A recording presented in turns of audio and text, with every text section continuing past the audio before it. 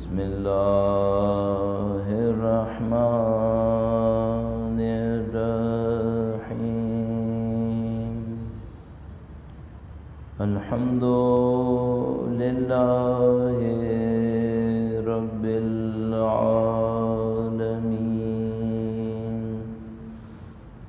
والصلاة والسلام علی سید الانبیاء والمرسلین حبیب الہ العالمین بالقاسم محمد صلی علی محمد آل محمد وعجل فرج وعلى آله الطيبين الطاهرين سيما بقية الله في الأراضين قال الله تعالى في كتابه الكريم بسم الله الرحمن الرحيم أم حسبت أن أصحاب الكهف والرقيم كانوا من آياتنا عجبا درود بھیجیے گا محمد وآل محمد صلی علی محمد آل محمد وعجل فرجهم پروردگار عالم کا انتہائی شکر ہے، انتہائی لطف و کرم ہے کہ اس نے ہمیں ہماری تمام تر کوتاہیوں، لغزشوں اور خطاؤں کے باوجود سید الشہداء کے فرش پہ بیٹھنا نصیب فرمایا، ان کی محبت سے نوازا۔ اس دعا کے ساتھ کہ انشاءاللہ ہمارے دموں تک ہمیں ہماری اولادوں کو اہل بیت کے بہترین چاہنے والوں میں قرار فرمائے، قیامت تک نسلاً بعد نسلاً ہماری تمام نسلوں کو ان کے جانثاروں میں قرار فرمائے، ہماری قبور کو ان کی زیارتوں سے منور فرمائے، میدان حشر میں آخرت کے تمام مراحل میں ان کی ہمراہی، ان کی شفاعت نصیب فرمائے۔ وقت کے امام کے حضور ادائے احترام کے لیے، ان کے ظہور کی تعجیل کی دعا کے لیے درود بھیجیں محمد وآل محمد صلی علی محمد آل محمد وعجل فرج۔ پروردگار عالم نے قرآن کریم میں انسانوں کو فکر کی، غور کرنے کی، سوچنے سمجھنے کی دعوت دی۔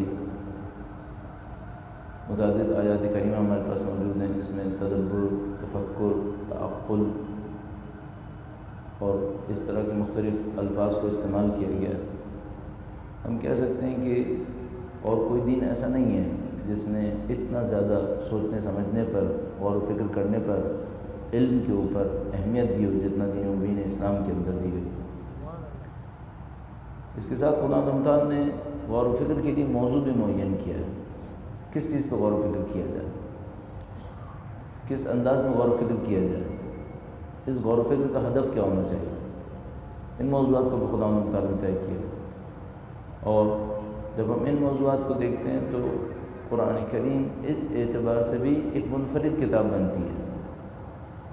ہم لوگ چونکہ عربی زبان میں قرآن کریم پڑھتے ہیں اور عربی زبان میں پڑھنے کی وجہ سے بعض اوقات ایسی حساس چیزوں کو نظر انداز کر بیٹھتے ہیں، ورنہ خدا تعالیٰ نے جن چیزوں کو سوچنے کی دعوت دی ہے ان میں اونٹ ہے، اونٹ کے سوچنے کی دعوت دی ہے، سورج کے اوپر سوچنے کی دعوت دی ہے، سورج کے اوپر غور کرو، دن اور رات کی تبدیلی کے اوپر غور و فکر کرو۔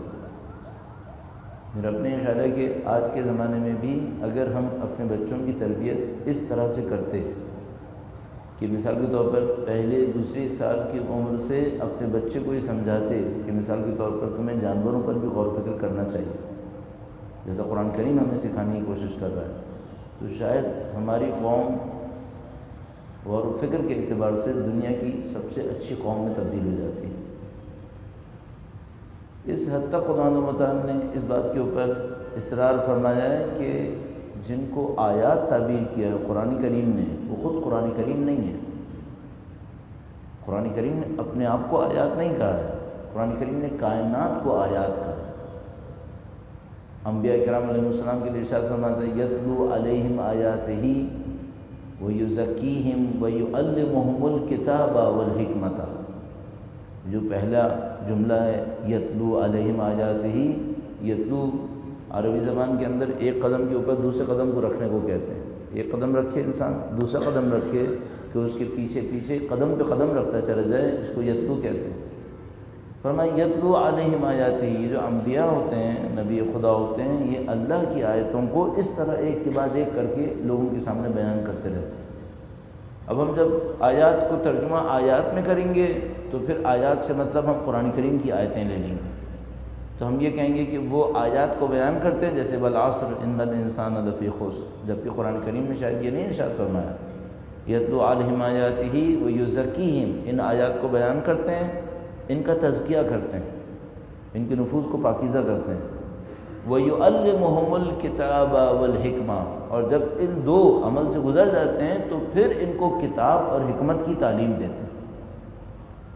اگر پہلے والے یتلو میں آیات میں قرآن کریم لے لیں تو پہلے قرآن سکھایا جا چکا ہے، پھر اب کون سی کتاب ہے جس کو سکھا رہے ہیں؟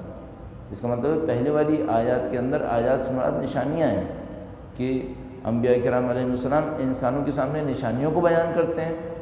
جب نشانیوں کو بیان کرنے کے نتیجے میں لوگوں کی توجہات حاصل ہوتی ہیں اور لوگوں کے ذہن کھل جاتے ہیں کہ ہاں اب ہمیں سیکھنا چاہیے، اس وقت سکھاتے نہیں ہیں، تزکیہ کرتے ہیں، ان کو پاک و پاکیزہ کرتے ہیں، کیونکہ اگر وہ پاک و پاکیزہ نہیں کریں گے تو وہ کتاب کی پاکیزگی کو حاصل کرنے کے قابل نہیں بنیں گے۔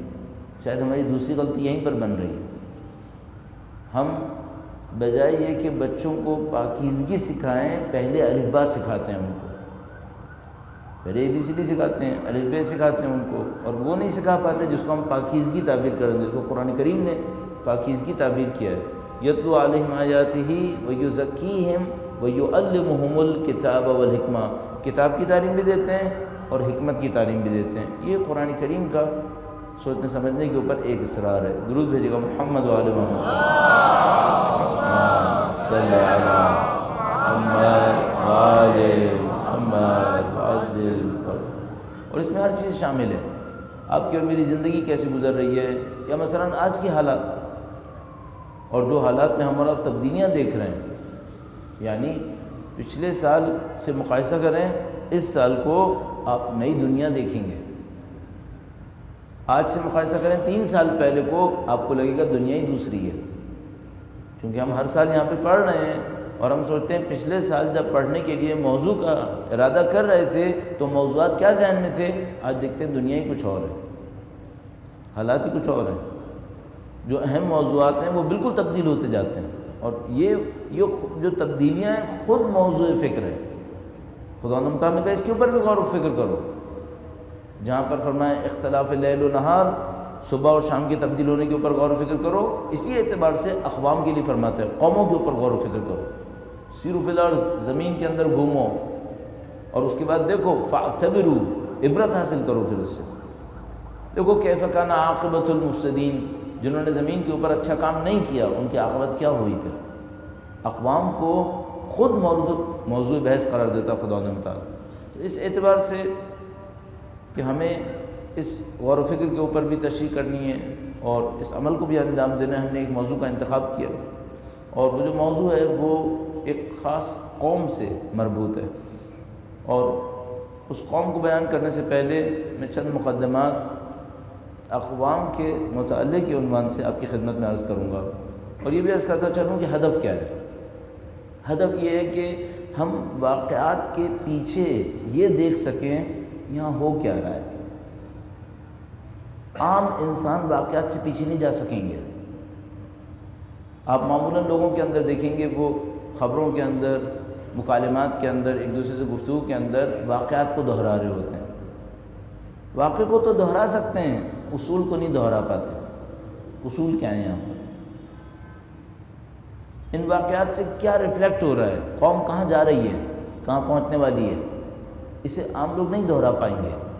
اب اس کے مقابلے میں جو ہمیں بصیرت چاہیے ہوگی وہ یہ کہ ہم واقعے کو تو دیکھیں لیکن واقعے کے پیچھے سمجھنے کی کوشش کریں کیا اس کے پیچھے کوئی قانون نکالا جا سکتا ہے؟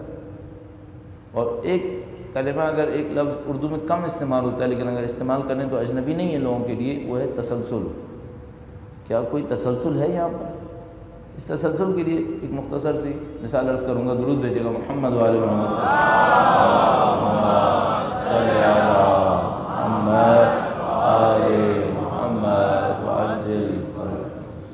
ہماری تاریخی کتابوں میں جو مشکلات میں سے ایک مشکل ہے وہ یہ کہ ہمیں تاریخ کا ایک تسلسل پتہ نہیں چلتا، واقعات کا تسلسل پتہ چل جاتا ہے۔ مثال کے طور پر میں خود ایک زمانے میں پاکستان اسٹڈیز پڑھاتا تھا کالج کی سطح پہ، تو اس میں دیکھتا تھا کہ وہ 1860 کے بعد سے تقریباً شروع کرتے تھے، 1857 کی جنگ آزادی، اور اس کے بعد سے انہوں نے مرحلہ بیان کرنا شروع کیا کہ کس طریقے سے مسلم لیگ بنی، کس طریقے سے کانگریس بنی، پھر مسلم لیگ بنی، پھر 14 نکات آئے اور مختلف پوائنٹس ہوتے ہوتے یہاں تک کہ پاکستان تشکیل پا گیا۔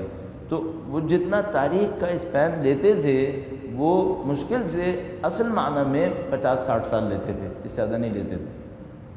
ایک مشکل یہ ہے ہمیں یہ پتہ نہیں چل پائے گا کہ یہ 300 سال پہلے سے کیا چل رہا ہے یہاں پر، کیا تسلسل ہے یہاں پر۔ اور اگر اس مثال کے اندر رکھیں تو انگریز جب آئے تو انہوں نے ہمارے معاشرے کو بالکل تہوبالا کر دیا، جو تہہ میں تھا اس کو اوپر لے آئے، جو اوپر تھا اس کو نیچے لے گئے۔ ہم اس کو صحیح کیسے کر سکتے ہیں؟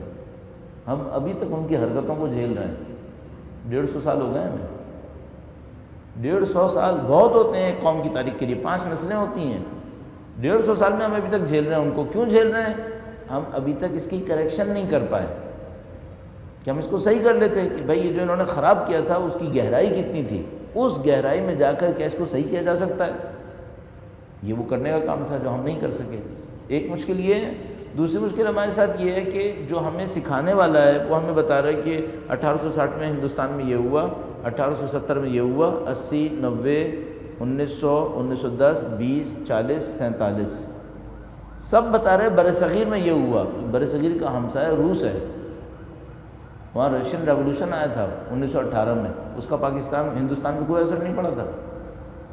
کیا پاکستان کی تحریک اس کمیونسٹ انقلاب سے متاثر نہیں ہوئی تھی؟ ہوئی ہوگی۔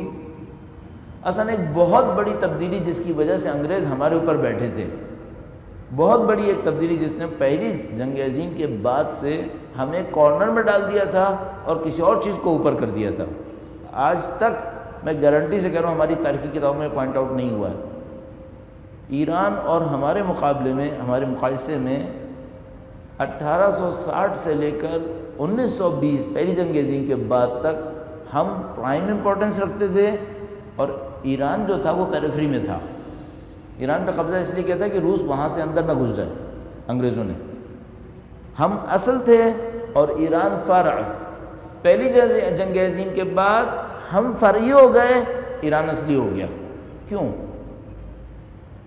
نہ ہم نے اس پوائنٹ کو سنا ہوگا کہ یہ تبدیلی آئی پہلی جنگ عظیم کے بعد، نہ ہم نے یہ سنا ہوگا ایسا ہوا کیوں 1909 میں ایران میں تیل نکلا تھا، اور اس تیل نے لوگوں کے سامنے ثابت کر دیا تھا کہ اگر پانی کے جہاز تیز چلانے ہیں تو کوئلے کو ہٹا کر تیل لے آؤ، پانی کا جہاز تیز چلے گا۔ پوری برٹش امپائر پانی کے جہاز کے اوپر بنی ہوئی تھی۔ ان کو ایک نیا اسلحہ ملا، جیسے ہی وہ اسلحہ ملا ہماری اہمیت ختم ہو گئی، ان کی اہمیت بڑھ گئی۔ اب بر صغیر ان کے پروٹیکشن کے لیے کھڑا تھا، ان کو ہم سے کوئی سروکار باقی نہیں رہا تھا اس کے بعد سے۔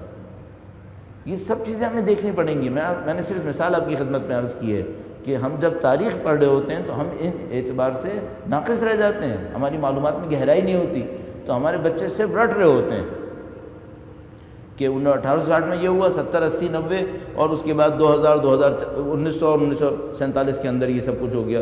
کچھ نام رٹ لیتے ہیں، کچھ جگہیں رٹ لیتے ہیں، کچھ سال رٹ لیتے ہیں، لیکن جس کو ہم انالیسس کہتے ہیں وہ انالیسس بچوں کو نہیں سکھا رہے ہم۔ اچھا، جب بچوں کو انالیسس نہیں سکھا رہے تو بہت بڑی ایک مشکل ہے۔ وہ کیا ہے؟ مثال کے طور پر جنگ جیسا اخبار بھی ان کو دھوکہ دے سکتا ہے، کوئی مسئلہ ہی نہیں، تجزیاتی دماغ بنا ہی نہیں ہے، انالیسس کی عادت پڑی نہیں ہے، تو کوئی بھی چیز سکھا دے وہ سب سکھا لیں گے، کوئی مشکل نہیں ہے۔ تو جس نے یہ بنایا ہے میڈیا کا سسٹم اسی نے ایجوکیشن بنائی ہے. اس کو پتہ ہے میں نے پرائمری اسکول سے لے کر کالج تک کون سے لوگ بنائے جن کو جب بڑے ہوں گے تو اس ٹاک شو سے دھوکہ دیا جا سکتا ہے.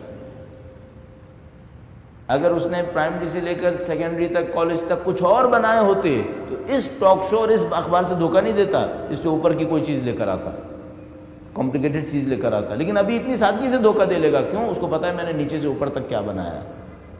اب اس کے مقابلے میں ہم کیا کر سکتے ہیں؟ اپنا تعلیمی نظام نہیں بنا سکتے. اگر پاکستان میں صرف اہل بیت کے چاہنے والے بچوں کو ہی شمار کریں جو صحیح نہیں ہے, ہمارے ہر ایک بچے کے سامنے 4 بچے اور بھی تو ہیں, انہی کے ساتھ زندگی گزارنی ہے. تو ہم یہ نہیں کر سکتے کہ ہم صرف چند 15% بچوں کے لیے تعلیمی نظام بنائیں جو وہ بھی نہیں بنا پائیں گے. اس کی تعداد بھی کئی ملین کے اندر ہے, تو ہم ان کے لیے نہیں بنا سکتے.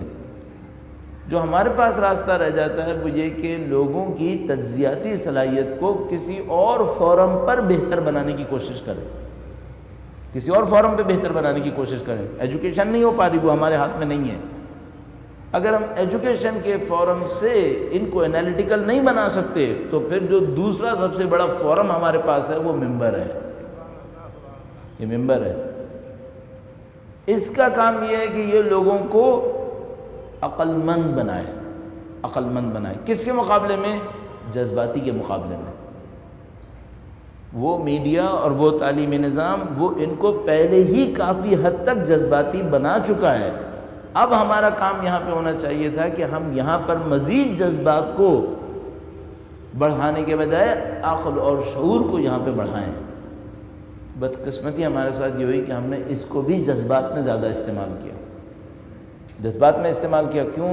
یہ کام بہت آسان تھا, اور جذباتی قوم کے مقابلے میں عقل اور شعور کو بڑھانا وہ کام بہت مشکل کام تھا, ڈیمانڈ بھی کم تھی اس کی. اب کوئی تو وقت آئے گا کہ کریکشن ہو, کہیں سے تو صحیح کرنا پڑے گا. اچھا, ایک اور مشکل بھی ہے ہمارے ساتھ, کم تھوڑی ہے مشکلات. مشکل یہ ہے کہ کیا لوگوں کو پڑھنے کی عادت ہے؟ وہ تو نہ ہونے کے برابر ہے. تقریباً کہہ سکتے ہیں کہ معاشرے کے اندر آپ اگر کہیں پر ایسے ہی خود اپنے درمیان یا کہیں پر معلوم کرنے کسی سے پوچھیں تم نے 1 سال میں کتنی کتابیں پوری پڑھی ہیں. ایک دفعہ ہوتا ہے کتاب کا صفحہ کھول لیا, 2 صفحے کھولے, 5-10 صفحے پڑھے, اس کے بعد کتاب رکھ دی, اس کو تو مطالعہ نہیں کہہ پائیں گے. اخبار پڑھ لیا, اس کو مطالعہ نہیں کہہ پائیں گے. رسالہ اٹھایا, کچھ حصے پڑھ لیے, یہ بھی مطالعہ نہیں ہوگا. ایک کتاب اٹھائے, شروع سے لے کے آخر تک ختم کرے, ذرا پوچھیے گا پچھلے سال میں کتنی کتابیں پڑھی ہیں. خوش نصیب ہوں گے اگر آپ کو 15% بھی ایسے مل جائیں جنہوں نے 1 سال میں 1 کتاب پوری پڑھ لی ہو. نہیں ملے گی. اس کا مطلب پڑھنے کا ٹرینڈ ہے ہی نہیں ہمارے. اب ہمارے پاس صرف ایک راستہ رہ گیا ہے, یہ ہمارے پاس ہے, دوسروں کے پاس یہ نہیں ہے.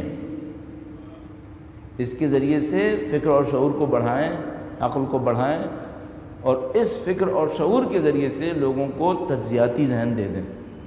اگر تجزیاتی ذہن ہوتا ہے لوگ سازشوں کا شکار نہیں ہوتے, لوگ تجزیہ کرنے کی طاقت رکھتے ہیں. چھوٹی چھوٹی سی مثالیں دی جا سکتی ہیں اس میں. ایک سادہ سی مثال عرض کروں گا آپ کی خدمت میں, درود بھیجیے گا محمد وآل محمد.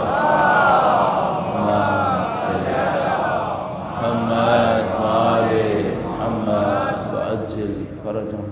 2 آدمیوں کو ایک جیسی سچویشن میں رکھیں, آپ ایک جیسی حالت میں رکھیں جہاں کچھ سیکنڈ میں فیصلہ کرنا ہو, کچھ سیکنڈ میں.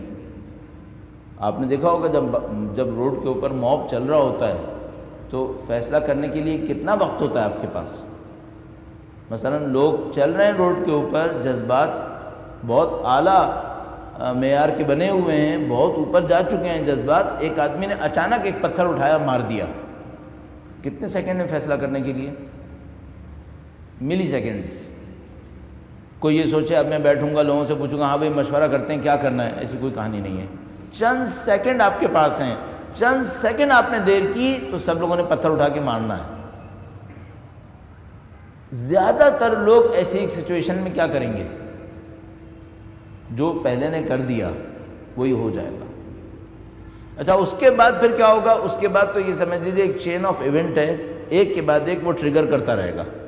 اس نے پتھر مارا, اس نے وہاں سے وہ پتھر مارا, پھر یہ ایک کسی کو لگا, خون نکلا, خون کو دیکھا, ایک اور کام کیا, پھر تو معاملہ ختم ہو چکا ہے.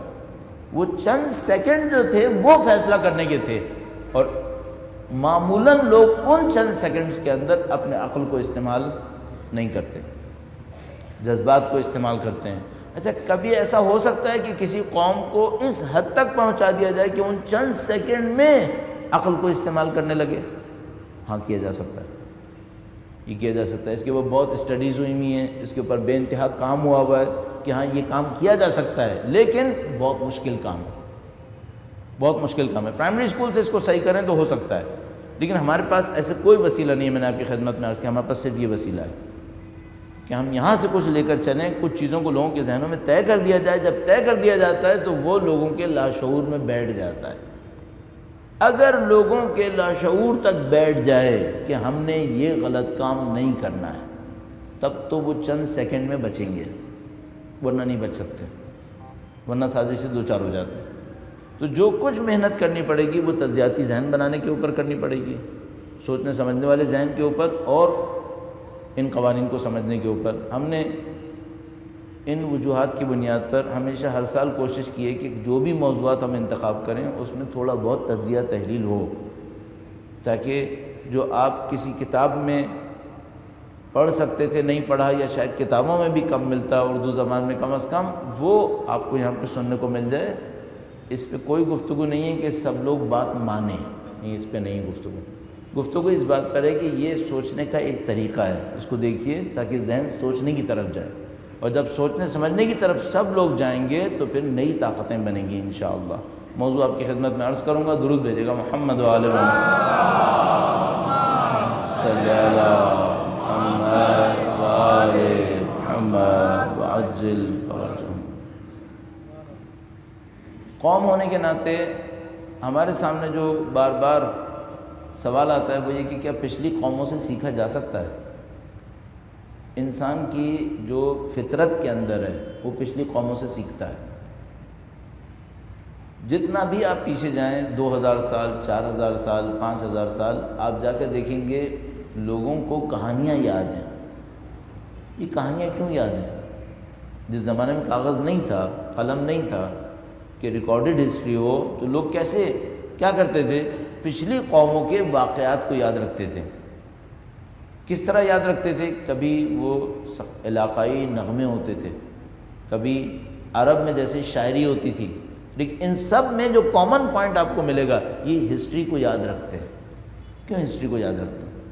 ان کو پتہ ہے ہمیں اس سے کچھ سیکھنے کو ملے گا۔ بس ایک چیز تو یہ کہ انسان کے اندر ایک جذبہ ہے کہ وہ جانتا ہے ہمیں پیچھے سے سیکھنے کو ملے گا۔ اور دوسری ایک اور بہت اہم چیز ہے، وہ یہ کہ اگر آپ اپنے آپ کو پہچاننا چاہتے ہیں تو آپ کو سابقہ میں جا کر اپنے آپ کو چیک کرنا پڑے گا، آپ کون ہیں۔ ایک تھوڑا سا نفسیاتی مسئلہ آپ کی خدمت میں عرض کروں، درود بھیجے گا محمد و آل محمد، صلی علی محمد آل محمد عجل فرجہ۔ ہمارے اور آپ کے اندر ایک شخصیت بیٹھی ہوئی ہے جو لاکڈ ہے، اس کو تالا لگا ہوا ہے، یہ تالا آپ نہیں کھول سکتے۔ آپ یہ کہیں میں ایک رات میں بیٹھوں گا اپنے اندر کی شخصیت تبدیل کر دوں گا، یہ آپ نہیں کر سکتے۔ یہ جو اندر کی شخصیت ہے یہ کس نے بنائی ہے؟ کچھ آپ کو وراثت میں ملی ہے، آپ کا خاندان، آپ کی تہذیب، آپ کی زبان، آپ کے رسم و رواج، انہوں نے آپ کے اندر کی شخصیت کا کچھ حصہ بنایا ہے۔ کچھ جو کچھ بچپن سے اب تک آپ کے ساتھ ہوا ہے اس نے بنایا ہے۔ بچپن میں کس استاد سے ملے، کن ٹیچرز سے ملے، کن بچوں کے ساتھ رہے، کس محلے میں رہے، جنگ کے زمانے میں رہے یا امن کے زمانے میں رہے، کراچی جیسے شہر میں رہے یا لاہور جیسے شہر میں رہے، ان سب سے ہماری اور آپ کی ایک اندر کی شخصیت بنتی ہے۔ جب وہ اندر کی شخصیت باہر آ کر عمل کرتی ہے، بہت زیادہ کرتی ہے۔ وہ تقریباً تمام جگہیں جہاں آپ بغیر سوچے سمجھے کوئی فیصلہ کرتے ہیں، وہ اندر والا کر رہا ہوتا ہے، اور مشکل یہ ہے کہ وہ اندر والا تقریباً آپ کے لیے لاک ہے، وہ بند ہوا ہے۔ جب تک آپ اس کو کھولنے کی کوشش نہ کریں، بہت محنت کر کے، تو بالکل واضح ہے، مثال کے طور پر اگر کسی کے ایک خاص تسلسل میں وہ یہاں تک پہنچا ہے، تیسری نسل ہے، چوتھی نسل ہے، اس کا اندر کچھ اور ہے۔ اگر کوئی اور کہیں اور سے آ جائے اس کا کچھ اور ہے۔ قوموں کے ساتھ بھی ایسا ہی ہے، قوموں کی بھی تاریخ ہے، قوموں کا بھی حال ہے۔ حتیٰ کہ بعض مفکرین اس بات کے قائل ہیں کہ قوموں کی علیحدہ شخصیت ہے، وجود ہے، اور یہ بات بہت عجیب ہے جو ہم لوگ شاید اس بات کو نہ بحث میں لا سکیں نہ اس کو سوچ پائیں گے کہ ہم صرف فرد کے علاوہ کچھ نہیں دیکھ سکتے، ہمیں کوئی چیز نظر نہیں آتی فرد کے علاوہ، لیکن کثرت سے علماء اس بات کے قائل ہیں، مفکرین اس بات کے قائل ہیں، علماء بھی میں نے آپ کی خدمت میں عرض کیا، من جملہ علامہ طباطبائی جیسے لوگ، وہ یہ کہ نہیں، قوموں کا بھی ایک وجود ہے، اس حد تک یہ قائل ہے۔ کس ٹائپ کا وجود ہے یہ میرے خیال میں وہ فلسفے کی جگہ ہے کہ جہاں پہ اس کو حل ہونا چاہیے، یہاں پہ وہ جگہ نہیں ہے، لیکن قوموں کی اپنی ایک تاریخ ہے۔ اب اس اعتبار سے کس قوم سے ہماری تاریخ سیکھنے کے اعتبار سے سب سے زیادہ ملے گی؟ اگر میں قومی تاریخ، کسی قوم کی تاریخ کا انتخاب کروں کہ بھئی ایک قوم کی تاریخ کا انتخاب کریں، کیوں انتخاب کریں؟ تاکہ اس سے کچھ سیکھیں، تو کس قوم سے سب سے زیادہ سیکھا جا سکتا ہے؟ دو وجوہات کی بنیاد پر ایک قوم کو انتخاب کیا جا سکتا ہے۔ نمبر ایک، کیا قرآن کریم نے کسی قوم پر اصرار کیا ہے کہ اس سے سیکھو؟ پہلا کویسچن، کیا قرآن کریم نے کسی قوم پر اصرار کیا ہے کہ اس قوم سے سیکھا جا سکتا ہے؟ نمبر ایک، کیا اللہ کے رسول اور خاندان اطرت نے کسی قوم پر اصرار کیا ہے کہ یہ تمہارے نزدیک ہیں؟ دونوں پر جواب ہاں ہے۔ قرآن کریم نے ایک قوم کے واقعات کو مکرر 4-5 دفعہ بیان کیا ہے، اور اللہ کے رسول نے اسی قوم کے لیے کہا ہے کہ ان کا اور تمہارا مقدر ایک ہی ہے، ان کا اور تمہارا مقدر ایک ہی ہے۔ میں ابھی آج بھی ایک روایت دیکھ رہا تھا جس میں اللہ کے رسول نے ارشاد فرمایا، جس طرح ایک کنگھی کے دانے ایک جیسے ہوتے ہیں نا، تم اور بنی اسرائیل ایک ہی جیسے ہو۔ جس طرح کنگھی کے دانے ایک جیسے ہوتے ہیں، روایت کا دوسرا حصہ کہتا ہے جیسے جوتے کے جوڑے میں 2 جوتے، تم ایسے ہی ہو۔ اس کے بعد فرمایا جو کچھ ان کے ساتھ واقع ہوا وہ تمہارے ساتھ واقع ہوگا۔ قرآن کریم نے بھی سب سے زیادہ قوم بنی اسرائیل کے اوپر اصرار کیا ہوا، سب سے زیادہ واقعات انہیں کے ہیں، اور حدیث رسول نے بھی اس کے اوپر اصرار کیا کہ نہیں، تم میں اور ان میں بہت شباہت ہے۔ اس شباہت کی میں نے جو رسول اللہ نے 2 انداز بیان فرمائے وہ آپ کی خدمت میں عرض کیے۔ اس کو دیکھتے ہوئے جب ہم نے یہ سوچا کہ ہم کسی قوم کو اسٹڈی کریں، مطالعہ کریں، جس سے ہم یہ سیکھ سکیں ہمارے ساتھ کیا ہو سکتا ہے یا ہمیں کیا کرنا چاہیے مختلف جگہوں کے اوپر، تو ہمیں قوم بنی اسرائیل کی تاریخ سمجھ میں آئی۔ تو ہم نے اس عشرے کے لیے تاریخ بنی اسرائیل اور عصر حاضر اس موضوع کا انتخاب کیا۔ انشاءاللہ خدا تعالیٰ کی دی ہوئی توفیق سے، اہل بیت اطہار علیہ السلام کے لطف و کرم سے اس معاملے کو سمجھنے کی کوشش کریں گے۔ درود بھیجیے گا محمد وعلی محمد صلی اللہ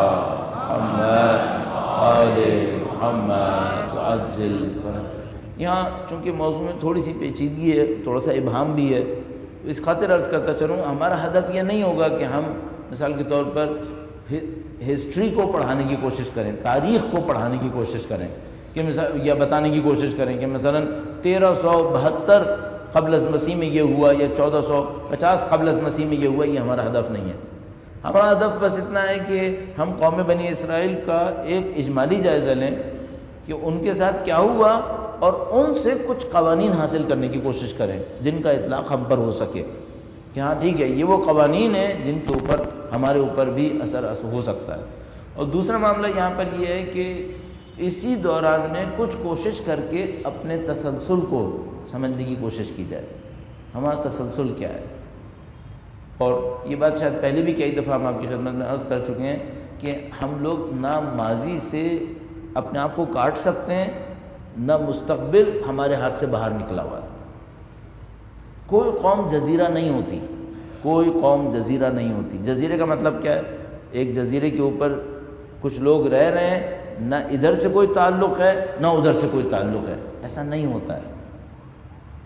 یہاں پہ جو لوگ رہ رہے ہیں ان کا 30 سال پہلے سے کوئی تعلق ہے، ان کا 60 سال پہلے سے کوئی تعلق ہے۔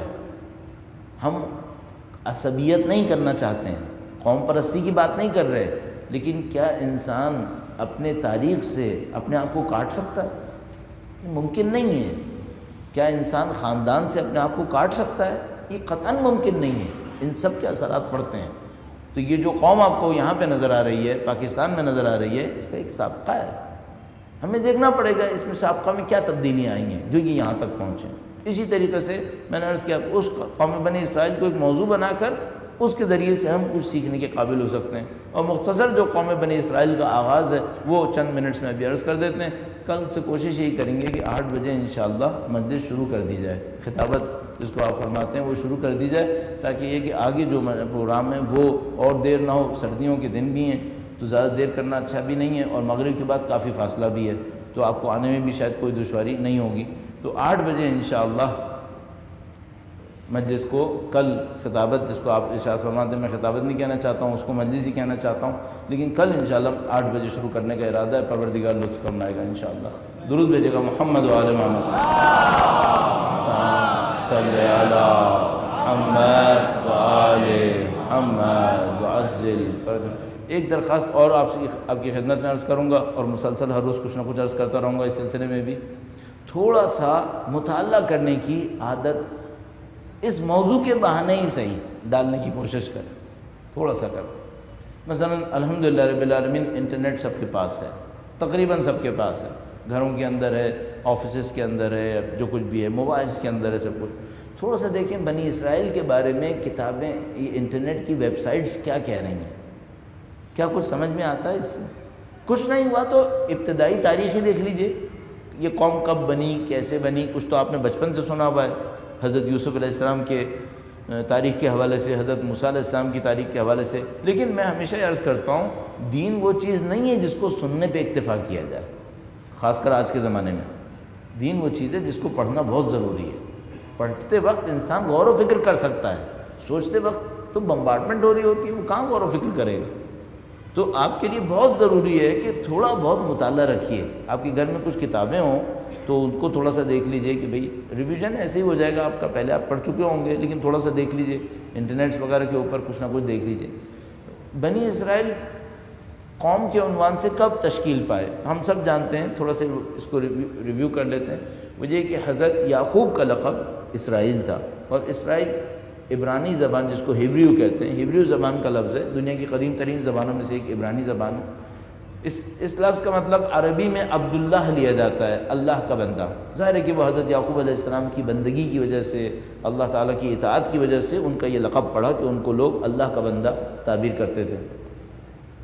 اور حضرت یعقوب کی اولادیں تھیں جو حضرت یوسف علیہ السلام وغیرہ کے، یوسف علیہ السلام کے واقعے کے سلسلے میں آپ کی خدمت میں ہے کہ وہ کس طریقے سے مصر تشریف لائے، اور جب وہ وہاں پر تھے تو انہوں نے اپنے والدین کو اور 11 بھائیوں کو بلا لیا، اور وہ جو 11 بھائی آئے ان میں سے ایک بھائی کا نام یہودا تھا۔ تو اس قوم کو جو یہودی تعبیر کیا جاتا تھا وہ اس یہودا جو بھائی تھا حضرت یوسف کا، اس کی وجہ سے اس کو یہودا تعبیر کیا جاتا تھا۔ باقی یہ ہے کہ 12 بھائی تھے اور 12 لشکر، 12 قبیلے اس عنوان سے وہاں پر تشکیل پا گئے۔ یہ لوگ جب 12 بھائی یہاں پر آ گئے مصر میں، اور وہ عزیز مصر کے پاس حضرت یوسف علیہ السلام تھے اور ان کا ایک رتبہ تھا، ایک مقام تھا، اس قوم کو جو باہر سے آ کر یہاں بس گئی تھی اس کو ڈسٹنگوش ڈیل کیا جاتا تھا کہ بھئی یہ ذرا با احترام لوگ ہیں، اور اس احترام کے اندر رہتے ہوئے اس قوم کو بنی اسرائیل کہا گیا۔ حضرت یعقوب علیہ السلام کے لقب کو استعمال کرتے ہوئے اس قوم کو بنی اسرائیل کہا گیا۔ لیکن ہر قوم کو جہاں عروج ہے وہاں ایک زوال بھی ہے۔ یہ نہیں ہے کہ خدا متعال نے یہ کہا ہے کہ میں نے تو ڈبونا ہے، نہیں، ڈبونے کا مسئلہ نہیں ہے، ہم انسانوں کی کچھ نہ کچھ کوتاہی ہے۔ اچھا، یہ موضوع بھی بہت اہم موضوع ہے جو سب کے درمیان ہے، پڑھی لکھی قوموں کے درمیان، سب کے درمیان ہے۔ مثال کے طور پر انگریزوں کے درمیان، ابھی جو قومیں ہیں ان کے درمیان بھی ہے کہ قوموں کے عروج اور زوال کی کیا کوئی کہانی قانون کی صورت میں ہے؟ آپ کو پاس پتہ ہوگا کہ ہمارے پاس دنیا اسلام کے اندر سب سے پہلے جس نے اس کے اوپر کام کیا وہ ابن خلدون تھا۔ ابن خلدون نے اس کے اوپر سب سے زیادہ محنت کی، اور تاریخ ابن خلدون کا ایک مقدمہ اس نے لکھا جس کے اندر ان فلسفی باتوں کو ڈیل کیا کہ کیا قوموں کے عروج اور زوال کی کوئی کہانی ہے؟ پھر یہ موضوع ہمارے درمیان تو رہا لیکن انگریزوں کے درمیان نہیں تھا، یہاں تک کہ ان کے درمیان یہ موضوع آج سے تقریباً 400 سال پہلے آیا، اور ان کے مختلف اسکالرز آئے، انہوں نے جس میں اس بات کی طرف توجہ دی کہ قوموں کا کوئی عروج و زوال بھی ہوتا ہے۔ پھر آج کے دور میں مختلف کتابیں لکھی گئی ہیں سپر پاورز کے ناطے۔ آج کے زمانے میں چاہے وہ امپائرز تو نہیں ہیں، بادشاہتیں تو نہیں ہیں، تو سپر پاورز ہیں، تو ان کے ناطے کتابیں لکھی جاتی ہیں۔ مثلا پال کینڈی کی ایک بہت مشہور کتاب تھی کہ rise and fall of super powers یا گریٹ پاورز۔ تو یہ موضوع ابھی بھی ان کے درمیان ہے کہ ہاں یہ ہوتا ہے کہ کچھ قومیں اوپر جاتی ہیں، کچھ قومیں نیچے جاتی ہیں۔ تو بنی اسرائیل کے ساتھ بھی ایسے ہی ہوا، وہ حضرت یوسف علیہ السلام کے ذریعے سے انہوں نے احترام حاصل کیا، لیکن اس احترام کی کچھ عرصے کے بعد یہ قوم زوال سے دوچار ہو گئی۔ اس میں باہر سے آنے والی طاقتیں بھی شامل تھیں۔ یہ وہ جگہ ہے جہاں سے بنی اسرائیل کی صحیح کہانی شروع ہوتی ہے، جب باہر سے کچھ حکومتوں نے قبضہ کیا اور حضرت یوسف کے ہاتھ میں جو طاقت تھی وہ ختم ہو گئی۔ حضرت یوسف کے پاس جو طاقت تھی اور اولاد حضرت یوسف کے پاس وہ طاقت ختم ہو گئی، اور جو دوسرے بادشاہ بنے ان بادشاہوں کا ٹائٹل تھا فرعون۔ آپ کو پتہ ہے فرعون ایک بادشاہ کا نام نہیں ہے، فرعون بادشاہت کے سلسلے کا نام ہے۔ یہ جو بادشاہت تھی یہ بنی اسرائیل کے مقابلے پہ تشکیل پائی۔ جب بنی اسرائیل کا دور عروج کی طرف گیا اور زوال کی طرف جانے لگا تو ایک اور قوم کی حکومت شروع ہوئی جو مصر کے اہل تھے، جو مصر کے پرانے رہنے والے تھے۔ انہوں نے حکومت بنائی اور وہ حکومت کافی حد تک نیشنلزم کی بیس پہ بنی، یعنی بجائے یہ کہ وہ یہ کہتے کہ ہم ایک قوم ہیں، ہم حکومت بنا رہے ہیں، انہوں نے کہا کہ یہ جو بنی اسرائیل تھے یہ باہر سے آئے تھے، ہم ان کے خلاف ایک لوکل گورنمنٹ بنا رہے ہیں۔ تو انہوں نے کافی حد تک عصبیت کا سہارا لیا اور ایک حکومت تشکیل دی۔ اب اس عصبیت کے مقابلے میں بنی اسرائیل آئی اور بنی اسرائیل اس کا مقابلہ نہیں کر سکی، اور اس کے نتیجے میں بنی اسرائیل کا زوال ہونا شروع ہوا۔ ہم کل سے انشاءاللہ اس جگہ سے شروع کریں گے کہ زوال کے دوران بنی اسرائیل کی کیفیت کیا تھی اور یہ زوال آیا کیوں تھا اور اس زوال کو اس قوم نے قبول کیوں کیا تھا۔ اچھا، ممکن ہے کہ فوری طور پر یہ سوال بھی لوگوں کے ذہن میں آتا رہے کہ بھئی اس سے ہمیں فائدہ کیا ہوگا۔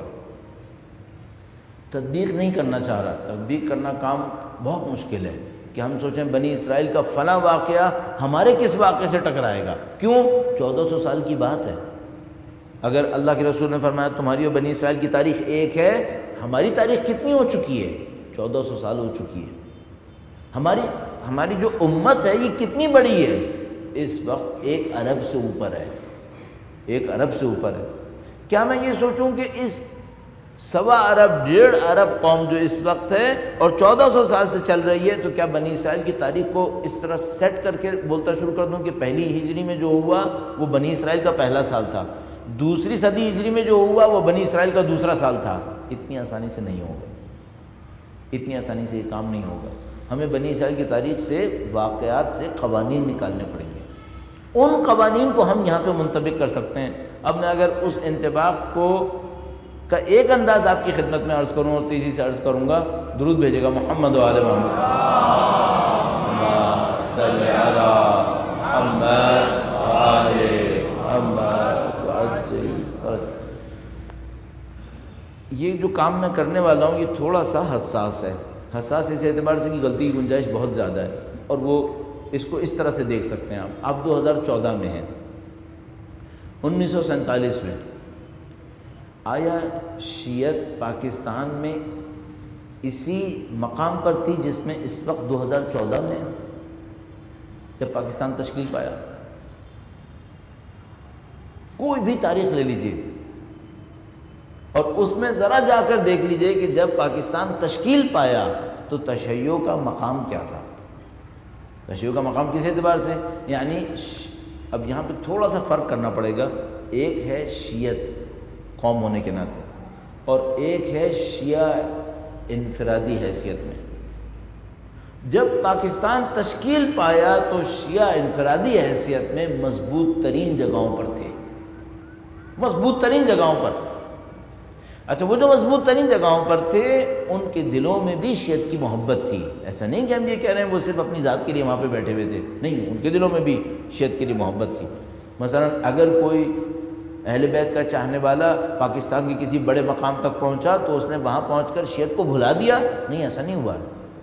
اپنی دانش میں جو بہتر سمجھ رہا تھا اس نے کیا ہے، صحیح ہے۔ اس وقت کو سوچیں 1947 میں انفرادی طور پر شیعہ کہاں پہنچے ہوئے تھے، اور ذرا اب کو تصور کریں، اب کو سوچیں تو اس وقت ہم تقریباً ایک ایسی جگہ پر ہیں کہ ہم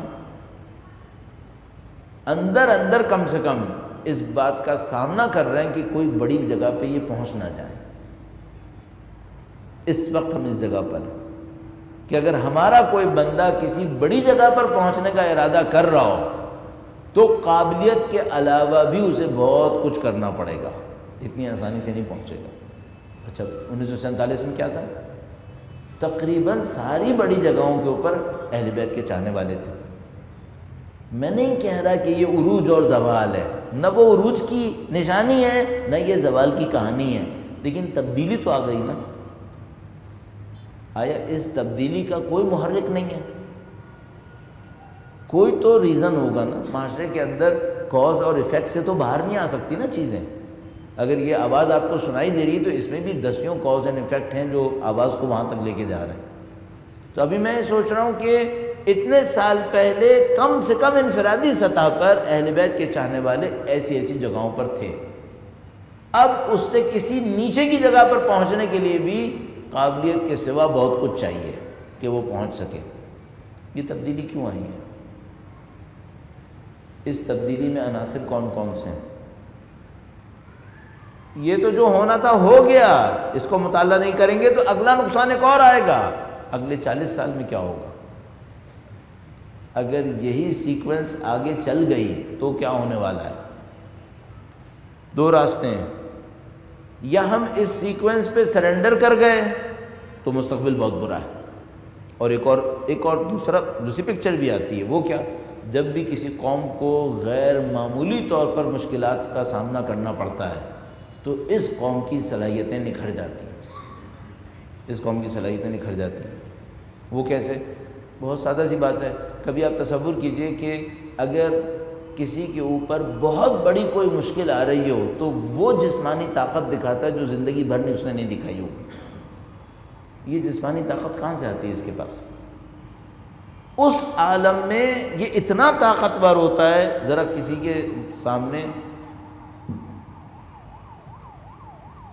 کسی کو مثال کے طور پر مشکل میں مبتلا کر کے دیکھیں تو اس کے پاس ایک طاقت آتی ہے جس سے وہ اپنا دفاع کرتا ہے۔ پوری زندگی میں اتنی طاقت نہیں آئی ہوگی اس کے پاس، اچانک اس لمحے میں کیوں آتی ہے؟ تو ہم کہتے ہیں بھائی باڈی کا یہ میکینزم ہوتا ہے، فلاں انزائمز ہوتے ہیں، فلاں وہ جو گلینڈز ہوتے ہیں وہ یہ کام کر رہے ہوتے ہیں، تو باڈی میں اچانک اتنی طاقت آ جاتی ہے۔ میں نہیں کہہ رہا کہ قوم کے ساتھ ایگزیکٹلی ایسا ہی ہوتا ہے، لیکن قوموں کے پاس یہ دو راستے ہوتے ہیں، یا تو سرنڈر کر گئے تو کچل گئے، اور اگر کہیں سنبھال گئے تو جیت گئے۔ کیوں؟ اتنا پسنے کے بعد یا تو بالکل ختم یا اپنے آپ کو بنا گئے۔ اب ظاہر ہے یہ تو ہمیں سمجھ میں آ رہا ہے کہ کوئی ہمیں پیسنے کی کوشش کر رہا ہے، لیکن جو ہم چاہیں گے وہ یہ کہ ہم سرنڈر نہ کریں بلکہ اس کو بھی ایک اپرچونٹی میں تبدیل کر دیں۔ اس کو بھی، یہ جو بہت بڑا معرکہ ہے، اس معرکے کو بھی اپنے لیے ایک اپرچونٹی میں تبدیل کریں کہ ہم اس سے بھی فائدہ اٹھا کے جائیں یہاں سے۔ بندے تو شہید ہو رہے ہیں نا، اور مستقبل قریب میں ہم اس کو ختم نہیں کر پا رہے۔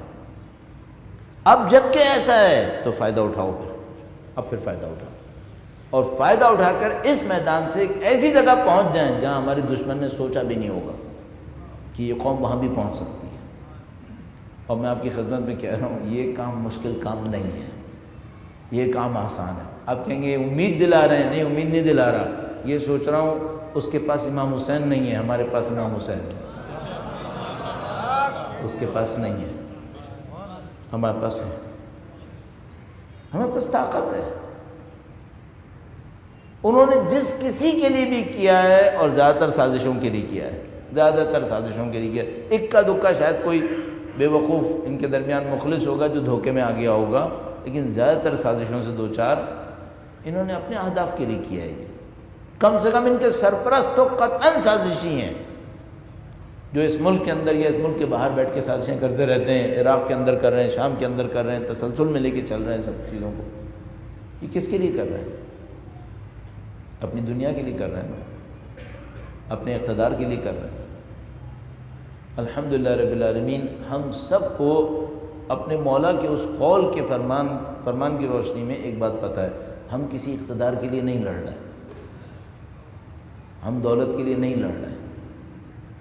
سید الشہداء نے یہی کہا تھا نا کہ لوگوں جان لو جو کچھ ہم کر رہے ہیں یہ نہ طاقت کی رساکشی ہے، نہ یہ زر و دولت کی حرص ہے، یہ کچھ نہیں ہے، یہ مظلوم کے دفاع کے لیے ہے۔ لِنُرِيَ الْمَعَالِمَ مِنْ دِينِهِ۔ ہم جانتے ہیں ہمارے لوگ شہید ہو رہے ہیں، بچے یتیم ہو رہے ہیں، ہمیں بھی نظر آ رہا ہے، لیکن ہم سب کو ایک بات پتہ ہے، ہم نے کسی محل کھڑے کرنے کے لیے قربانی نہیں دی، ہم نے کسی اقتدار کو لینے کے لیے قربانیاں نہیں دی ہیں۔ یہ پوری دنیا جانتی ہے ہم کسی اقتدار کے طالبگار بھوکے نہیں رہے کہ ہم نے کسی ٹکڑے کے لیے، کسی زمین کے لیے، کسی محل کے لیے، کسی حکومت کے لیے قربانی دی۔ ہماری قربانی اپنے دین کی خاطر ہے، اپنے مکتب کی خاطر ہے، اپنے مذہب کی خاطر ہے۔ اور ہمارے پاس روایت موجود ہے، کسی راوی نے کہا کہ مولا میں سید الشہداء کی زیارت کرنے جاتا ہوں، دشمن اتنا گرفت کر رہا ہوتا ہے، اتنا زیادہ میرے اوپر نظر رکھے ہوئے ہوتا ہے کہ میرے دل میں خوف بیٹھنے لگتا ہے کہ یہ لوگ مجھے نقصان پہنچائیں گے۔ اس خوف کے عالم میں قبر سید الشہداء تک پہنچا، واپس آنے لگا، پھر وہی مصیبتیں تھیں، جاسوس چاروں طرف تھے، میں خوف کے عالم میں واپس آیا۔ مولانا نے فرمایا تمہیں بتاؤں کہ تمہارے اس کام کا اجر کیا ہے؟ میں تمہیں بتاؤں تمہارے اس کام کا اجر کیا ہے؟ میں نہیں کہہ رہا ہم قبر سید الشہداء تک پہنچے، لیکن ہمارے لیے یہی مجلسوں میں آنا گویا قبر سید الشہداء کی زیارت ہے، یہی ہے۔ کرنا نہیں ہے کہ ہم قبر سید الشہداء تک پہنچے، ہم یہاں تک امام حسین کی محبت میں آئے۔ ہاں خوف کا سامنا کرنا پڑا تھا، ہاں کرنا پڑا تھا، دشمن کی گرفت تھی کہ ہاں تھی، لوگ مرتے تھے، ہاں مرتے تھے۔ پھر مولا نے فرمایا تم ایک بات پہ مطمئن رہنا، اگر تم نے دنیا میں حسین کی خاطر خوف اٹھایا ہے نا، خدا تمہیں محشر میں خوف میں آنے نہیں دے گا، پوری دنیا خوف میں مبتلا رہے گی۔ تم نے حسین کی خاطر خوف اٹھایا ہے نا، تمہیں محشر میں کوئی خوف نہیں دے گا، بلا خوف و خطر رہو گے۔ دوسرے لوگ کہیں اور رہیں گے، تم امام حسین کی ہم نشینی میں رہو گے، ان کے ہمراہ رہو گے۔ عزیزان محترم، یہ خدا کا نظام عدل ہے۔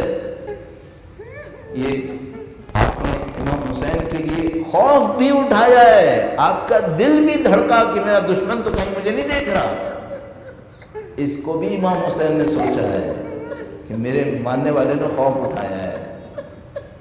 کیوں ایسا ہے؟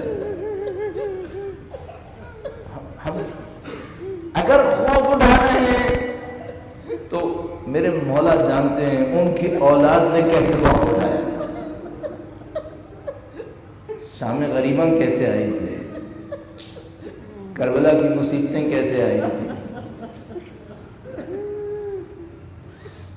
پہلی مجلس ہے، اور جب بھی عشرے کی پہلی مجلس ہوتی ہے تو خواہ نہ خواہ کوئی بھی ایام ہو، میرا دل چاہتا ہے بی بی سیدہ کے مصائب پڑھیں۔ مسائب کی ابتدا وہاں سے ہوئی ہے، اہل بیت کی قربانیوں کی ابتدا وہاں سے ہوئی ہے، اور بی بی کے مسائب کی شخصیت میں ایک عجیب بات ہے، جب بھی بی بی کے فضائل بھی پڑھو تو لوگوں کو گریا آتا ہے، ان کے نام میں ایک عجیب تحصیل ہے۔ میں بی بی کے مسائب سے صرف چند روایت کرنے کی کوشش کروں گا، اس سعادت کو حاصل کرنے کی کوشش کروں گا۔ میں کہوں گا بس اس وقت کو یاد کر لیجئے گا، ہم نے خوف کا تذکرہ کیا، اس وقت کو یاد کیجئے گا جب حسن و حسین نانا کے انتقال کے بعد، دنیا سے جانے کے بعد گھر کے ایک گوشے میں کھڑے ہوں گے اور وہ سوچ رہے ہوں گے کہ لوگ ہمیں تسلیت کہنے آئیں گے، لوگ ہمیں تعزیت کہنے کے لیے آئیں گے۔ بچے کیا سوچیں گے کہ ہمارے نانا نبی خدا کا انتقال ہوا ہے، ہماری ماں بے باپ کی ہوئی ہے، میری ماں کو تسلیت کہنے آئیں گے، تعزیت پیش کرنے کے لیے آئیں گے، اچانک گھر کے اوپر لوگوں کا ہجوم لگ گیا، لوگوں نے چلانا شروع کر دیا، نہیں معلوم سید الشہداء پہ کیا گزری ہوگی، امام مصطفیٰ پہ کیا گزری ہوگی، اور نہیں معلوم بی بی زینب بی بی ام کلثوم پہ کیا گزری ہوگی۔ بچیاں ماں سے نزدیک ہوتی ہیں نا، بچے نسبتاً باپ سے نزدیک ہوتے ہیں، لیکن بچیاں ماں سے نزدیک ہوتی ہیں، شاید مسائل کے پہلو کو کہنا زیادہ آسان ہوتا ہے، لیکن توجہ دلانا ضروری ہے۔ بس جب وہ دروازہ گرا تو بی بی نے کسی بچی کو نہیں بلایا، مجھے نہیں معلوم پہلے سے ہی شاید بچوں کو سمجھا دیا ہوگا کہ دیکھو بچے امتحان کا وقت آنے والا ہے، تو اسے چھوٹا سا کمرہ ہوگا، کوئی بہت بڑا سیدہ پہ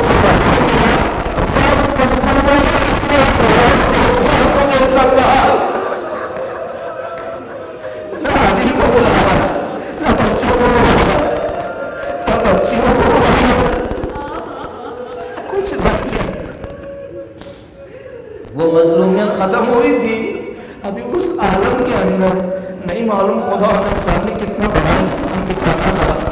کوئی خاتون کی بی بی ابھی اس حالت میں تھی،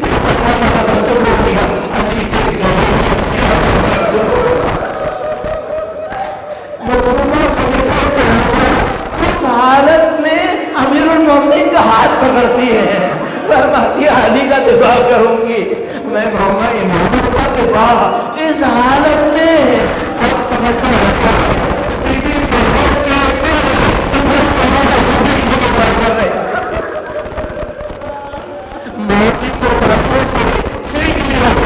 کہ ایک بار کہتا ہے امام کی دفاع کرنے کے لیے سب کچھ قربان کرنا پڑتا۔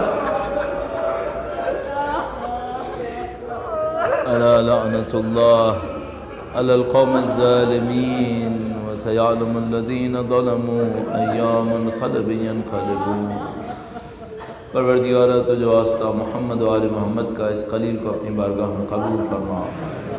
اے پاک پروردگار تجھ واسطہ محمد و آل محمد کا ان کی نورانیت سے دلوں کو منور فرما۔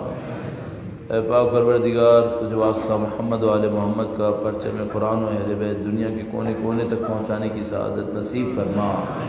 ان کے چاہنے والے دنیا میں جہاں کہیں گے ان کی جان مال عزت و آبرو کی حفاظت فرما۔ اے پاک پروردگار تجھ واسطہ اہل بیت کی مظلومیت کا سید و سردار مولا اور آقا امام آخر الزمان کے ظہور میں تعجیل فرما، ان کے لشکر کی تعداد میں اضافہ فرما، ان کے دشمنوں کو نیست و نابود فرما۔ جو امام کے نام سے لڑ رہے ہیں خدایا قابل ہدایت نہ ہو تو واصل جہنم فرما۔ اے پاک پروردگار ہماری زندگیوں کا اختتام دین کی راہ میں شہادت قرار فرما۔ ربنا تقبل منا انک انت السمیع العلیم بجاہ محمد و آلہ الطاہرین۔